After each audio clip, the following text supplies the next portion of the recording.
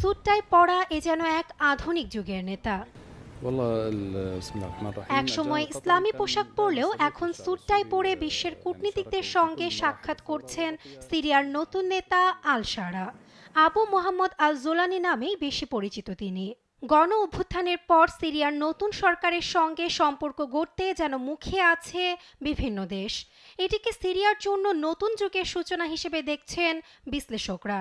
এবার সেই ধারাবাহিকতায় দামেস্ক সফরে আসেন জর্ডানের পররাষ্ট্রমন্ত্রী আইমান আল সাফাদি।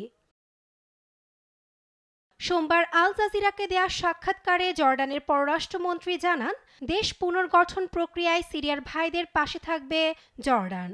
এ সময় স্থিতিশীল ও নিরাপদ সিরিয়া তৈরিতে অন্তর্বর্তী সরকারকে সমর্থন দিয়ে যাওয়ার আশা পুনর্ব্যক্ত করেন জর্ডানের এই শীর্ষ কূটনৈতিক।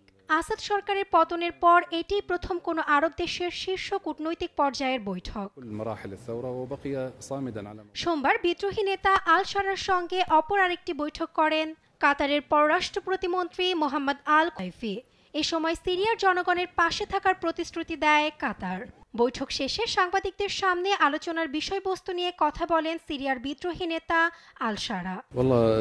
সিরিয়ার প্রতিটি ক্ষেত্রে বিনিয়োগ করার জন্য প্রস্তুত কাতার, বিশেষ করে এনার্জি সেক্টরে বিনিয়োগ করতে আগ্রহী কাতার, যেখানে তাদের দক্ষতা আছে।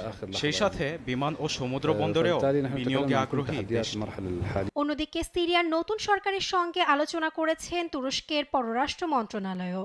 সোমবার তুরস্কের প্রেসিডেন্ট রিসেপ তাইপ এরদোয়ান জানান, নিকট ভবিষ্যতে কোনো অবস্থানই থাকবে না কুর্দিশ ওয়ার্কার্স পার্টির। এ সময় তাদের বিরুদ্ধে তুরস্ক অভিযান চালিয়ে যাবে বলে হুঁশিয়ারি দেন এ নেতা। আমাদের দেশ ও সিরিয়ার নিকট ভবিষ্যতে কোনো অবস্থান থাকবে না ইসলামিক স্টেট ও কুর্দিস্তান ওয়ার্কার্স পার্টির। হয় তারা নিজেরা তাদের উচ্ছেদ করবে, না হয় তাদের উচ্ছেদ করা হবে। সিরিয়ার নতুন প্রশাসন যখন দেশ ঢেলে সাজাতে ব্যস্ত, এর বিপরীতে রয়েছে উদ্বেগও। নারীর অধিকার সমুন্নত রাখার দাবিতে দেশটির কামিশলি শহরে সোমবার বিক্ষোভে নামেন হাজার হাজার নারী। এতে অংশ নেয় কুর্দি, আরব ও সিরীয় বংশোদ্ভূত নারীরা। এছাড়া উত্তরে কুর্দি নিয়ন্ত্রিত অঞ্চলে তুরস্কের সামরিক তৎপরতা বন্ধেরও দাবি জানায় আন্দোলনকারীরা। নাসরিন আক্তার, নিউজ ডেস্ক, দেশ টিভি।